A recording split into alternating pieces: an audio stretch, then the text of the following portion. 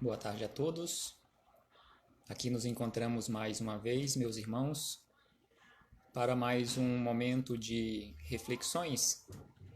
Como sempre temos feito nos últimos dias, estamos trazendo aqui hoje mais um capítulo do livro Agenda Cristã, este livro de autoria de Chico Xavier, através do espírito André Luiz, que foi publicado em 1948, ou seja, há 72 para 73 anos. Então, hoje, 1º de abril, dia da mentira, mas é verdade, aqui nos encontramos e rogamos a Jesus que possa nos envolver e amparar a todos e que esta mensagem possa encontrar a todos gozando de mais perfeita harmonia, paz, fraternidade e calma. E para aqueles companheiros que às vezes não conhecem ou não se lembraram, na data de ontem, inclusive esquecemos de comentar, na data de ontem lembramos o desencarne de Allan Kardec, aquele valoroso trabalhador, aquele valoroso amigo, companheiro, irmão de jornada, que fez esse grandioso trabalho de organização, de codificação ou decodificação da doutrina espírita, ou seja, doutrina dos espíritos. Não é doutrina de Kardec, mas sim dos espíritos. Ou seja, então no dia de hoje, dia 1º de abril, estava ocorrendo em Paris o velório de Allan Kardec ou de Hippolyte Léon Denisard Rivail, mais conhecido como Allan Kardec. E também é importante lembrar que nesta data, Kardec e a sua esposa Gabi ou Amélie já haviam organizado com alguns companheiros a inauguração da primeira livraria espírita na face da Terra, que estava previsto para a data de hoje, dia 1º de abril, do ano de 1869. No entanto, Kardec desencarnou um dia antes da inauguração da livraria. Mas mesmo assim, durante o velório, na manhã de 1º de abril de 1869, a sua esposa pediu desculpas ao marido, corpo sendo velado, e foi até o local fazer a inauguração da livraria e depois retornou ao velório. Também é importante lembrar que neste mês de abril nós temos algumas datas no meio espírita em que constantemente lembramos. Também, neste mês de abril, na data de amanhã, nós lembramos o nascimento de Chico Xavier, dia 2 de abril de 1910. Também no mês de abril, agora no dia 18 de abril, nós lembramos o dia da publicação da primeira edição de O Livro dos Espíritos. E via de regra no meio espírita nós esquecemos ou não lembramos ou não damos tanta importância, mas também ocorreu no mês de abril, no dia 15 de abril de 1864, a publicação de O Evangelho segundo o Espiritismo. E também no mês de abril, no dia 1º de abril, foi inaugurado na face da Terra o primeiro centro espírita, a Sociedade Parisiense de Estudos Espíritas. Então são todas essas datas e com certeza existem outras que não nos lembramos e que não anotamos, mas são as datas importantes para a nossa lembrança, a nossa recordação. E a Allan Kardec nós podemos resumir em uma única palavra: gratidão. Gratidão por tudo que ele fez, por nós e por toda a humanidade, em nome de Cristo, em nome de Deus, nosso Pai de infinita bondade e amor. E hoje, conforme havíamos dito no início, estamos aqui para tecermos reflexões do capítulo 4 do livro Agenda Cristã. E é importante lembrarmos, e fala exatamente neste capítulo também sobre isto, sobre a necessidade de não invejarmos ninguém, Não odeie ninguém. Ame a Deus e ao teu próximo e seja feliz com o que você tem. Via de regra, nós achamos que não somos felizes ou que não temos condições de sermos felizes com aquilo que nós temos à nossa disposição. Mas sim, é perfeitamente possível. Quanto menos coisas materiais, menos peso para carregarmos na nossa vida. Então aqui, André Luiz inicia este capítulo 4 nos dizendo o seguinte: aprenda a ceder em favor de muitos, para que alguns intercedam em seu benefício nas situações desagradáveis. Aprenda a ceder em favor de muitos. E neste momento aqui, comentando essas palavras de André Luiz, onde ele fala sobre essa necessidade de cedermos, de sermos verdadeiramente amigos, de sermos verdadeiramente companheiros, de sermos verdadeiramente humanos, Emmanuel nos diz o seguinte, que o bem que nós fazemos em qualquer parte será o nosso advogado em toda parte. Ou seja, o bem que fizermos hoje, com certeza angariará esforços de todos os companheiros no plano espiritual ou aqui na Terra para nos auxiliar quando estivermos em necessidades. Ajude sem exigência para que outro o auxilie sem reclamações. Ajudar sem esperar nada em troca. Ajudar sem exigir. Não encarcere o vizinho no seu modo de pensar. Dê ao companheiro oportunidade de conceber a vida tão livremente quanto você. Não encarcere os outros. Deixe ao outro a liberdade de fazer as suas escolhas. Guarde cuidado no modo de exprimir-se. Em várias ocasiões, as maneiras dizem mais que as palavras. Então, em muitas situações, pela nossa invigilância, até um sim, dependendo da forma em que dissermos este sim ou expressarmos esse sim para uma outra pessoa, ele vai perceber perfeitamente o sentido daquele nosso sim. Um sim que foi dito com raiva, um sim que foi dito com contrariedade, um sim que foi dito às vezes para agradar, mas que na verdade gostaríamos de ter dito um sonoro não. Refira-se a você o menos possível.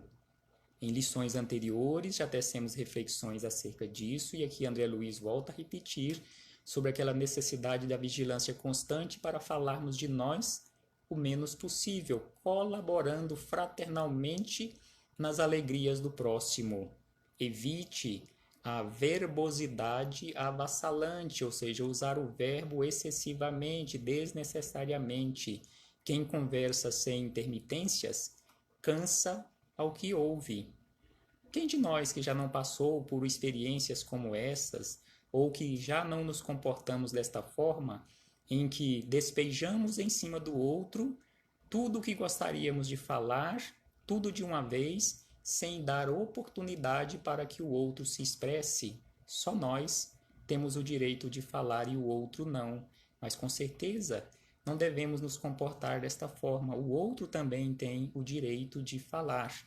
Da mesma forma que nós temos o nosso direito, o outro também tem. E esta linha que separa o meu direito, exatamente onde começa o direito do outro. E essa linha, com certeza, ela é bastante tênue. Deixe ao irmão a autoria das boas ideias e não se preocupe se for esquecido, convicto de que as iniciativas elevadas não pertencem efetivamente a você, de vez que todo bem procede originariamente de Deus. Em muitas situações, nós reclamamos, nós questionamos e às vezes até brigamos porque alguém, no nosso modo de pensar, no nosso modo de agir ainda equivocado, roubou, vamos colocar entre aspas, roubou a nossa ideia. Mas, na verdade, a ideia não é nossa. A ideia original, como André Luiz nos lembra, esta ideia original que intuitivamente nós recebemos, ela provém de Deus. Então não nos preocupemos, não nos desgastemos com coisinhas pequenas, em picuinhas. Interprete o adversário como portador de equilíbrio. Se precisamos de amigos que nos estimulem, necessitamos igualmente de alguém que indique os nossos erros. Interprete o adversário como portador de equilíbrio. Então vejamos como que os espíritos amigos, estes companheiros mais esclarecidos, mais caminhados do que nós, como eles enxergam as coisas com os olhos do coração, como eles enxergam as coisas, como Jesus nos chama a atenção, que vejam quem tem olhos para ver, e estes já têm olhos para ver, porque eles enxergam esses que nós classificamos como sendo adversários, como sendo inimigos, como verdadeiros amigos, como verdadeiros professores, que nos indicam os nossos erros, os nossos equívocos e o que nós precisamos, em que ponto nós necessitamos com mais urgência, com mais necessidade, com mais pressa em realizarmos processo de transformação. Aqueles que se colocam na condição de amigos, em muitas situações nos atrapalham, porque passam a mão na nossa cabeça. Agora, os inimigos não, eles não têm escrúpulos. Eles põem o dedo na ferida para doer bastante, para nos chamar a atenção. Discuta com serenidade. O opositor tem direitos iguais aos seus. Então, se estamos discutindo, se estamos trocando ideias ou discutindo mesmo, conforme ele nos diz aqui, mantenhamos a calma, mantenhamos a serenidade. Não precisa de gritaria. Podemos perfeitamente discutir, discordar da ideia do outro, sem jamais ser agressivo. Seja útil em qualquer lugar, mas não guarde a pretensão de agradar a todos. Não guarde a pretensão de agradar a todos e ser útil em todo e qualquer lugar, em todo e qualquer momento.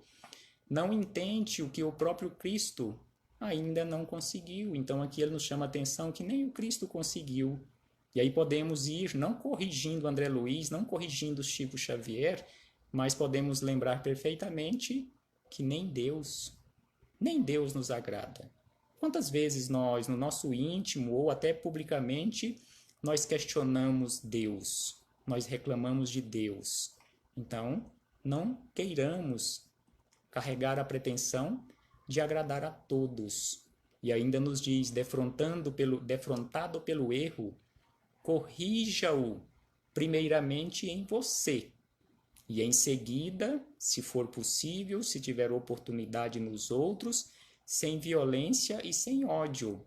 Em primeiro lugar, nós temos que colocar em prática para conosco. Depois, quem sabe, em relação aos outros, mas via de regra, nós queremos corrigir os outros primeiro. E depois, quem sabe, lá adiante, eu começar a realizar um processo de transformação. Não é assim que devemos nos comportar. E é exatamente assim que nós nos comportamos, principalmente no agrupamento familiar, onde queremos transformar o outro à força e não usamos aquela força para nos transformarmos. Ampare fraternalmente o invejoso. O despeito é indisfarçável homenagem ao mérito. Então aqui ele nos chama a atenção que quando nós ficamos despeitosos, usando desse defeito, deste malefício, deste vício chamado inveja, que nos queima constantemente, nós estamos simplesmente prestando uma homenagem àquela criatura que nós estamos invejando, prestando uma homenagem ao seu feito, reconhecendo o seu feito e pagando semelhante tributo, o homem comum atormenta-se e sofre. Então, os espíritos amigos, em uma belíssima mensagem, o Evangelho segundo o Espiritismo, nos diz que o invejoso, ele está febril constantemente, porque constantemente ele está vigiando a vida do outro, ele está invejando. E aí, de uma forma simbólica, nós poderíamos dizer que a maioria de nós colocamos em prática constantemente aquele ensino de Jesus quando ele nos disse sobre a necessidade da vigilância. É lógico, simbolicamente, no sentido contrário que nós usamos, Aí nós poderíamos dizer, mas eu coloco em prática constantemente o ensino de Jesus porque eu vigio constantemente. E realmente nós vigiamos constantemente a vida do outro. E esquecendo de verdadeiramente dedicar esse tempo, essa atenção, essa energia altamente preciosa para vigiarmos a nossa vida e, em especial, transformá-la em uma vida melhor. E, por último, ele nos diz, habitue-se à serenidade e à fortaleza. Mais uma vez, para este momento pelo qual nós estamos passando, de pandemia, de medo, de susto e até mesmo de desespero, ele nos diz habituar-se à serenidade e construirmos no nosso interior, conforme Jesus nos chama a atenção, construirmos a nossa casa sobre a rocha, construirmos a fortaleza nos círculos da luta humana. Sem essas conquistas, ou seja, sem a conquista da serenidade, sem a conquista dessa fortaleza, dificilmente sairá você do vai e vem das reencarnações inferiores. Então, enquanto não construirmos isto no nosso interior, não sairemos destas necessidades de reencarnações sucessivas para o nosso aprendizado, porque são portas abertas, as reencarnações são portas abertas por Deus e elas continuam abertas constantemente para todos nós e Deus nos ofertando oportunidade constante e infinitas para o aprendizado. Muita paz a todos, uma boa tarde e até a próxima oportunidade. Até amanhã, se assim o Pai nos permitir. Um abraço fraternal a todos e que possamos todos ficar na paz do Senhor Jesus, fazendo a nossa parte, para que Jesus, os Espíritos amigos, estes que nós conhecemos como anjos de guarda, possam verdadeiramente agir livremente na nossa vida. Paz a todos nós.